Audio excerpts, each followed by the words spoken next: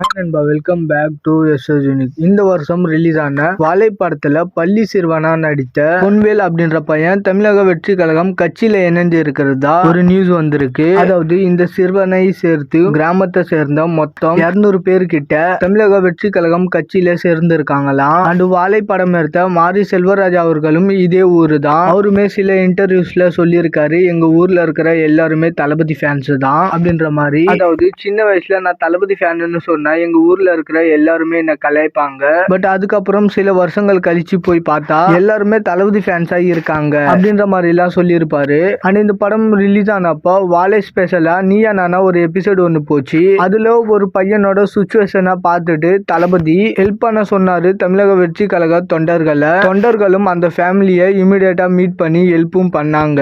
So இப்போ அந்த ஊரை சேர்ந்த 200 பேர் கிட்ட இப்ப தமிழக வெற்றி கழகத்துல சேர்ந்திருக்காங்க. அண்ட் ரீசெண்ட் டைம்ல தமிழக வெற்றி கழகத்துல நிறைய பேர் சேர்ந்துட்டு இருக்காங்கன்னு சொல்லிட்டு நிறைய நியூஸ்ல வேற வந்துட்டு இருக்கு. ஸோ தமிழக வெற்றி கழகத்தோட முதல் மாநில மாநாடு பொதுமக்கள் மத்தியில நல்ல இம்ப்ரெஷனை கொடுத்திருக்கு. இந்த மாதிரி தமிழ்நாட்டில் உள்ள எல்லா ஊர்கள்லயும் கட்சியை பலப்படுத்தணும். தளபதி எப்படியும் தளபதி 69 படத்தோட ஷூட்டை முடிச்சுட்டு தான் ஃபுல்லா போக்கஸ் பண்ணுவாரு அரசியல்ல. ஸோ இப்போதைக்கு அந்தந்த ஊர்ல இருக்கிற மாவட்ட தலைவர்கள் கையில தான் இருக்கு எல்லாமே. ஏன்னா என்னதான் தமிழக வெற்றி கழகத்தோட கட்சி தலைவர் தளபதியா இருந்தாலும் எல்லா ஊர்கள்ல இருந்தும் ஓட்டு வரணும்னா அந்த ஊர்ல இருக்கிற கட்சி பொறுப்பாளர்கள் கையில தான் இருக்கு.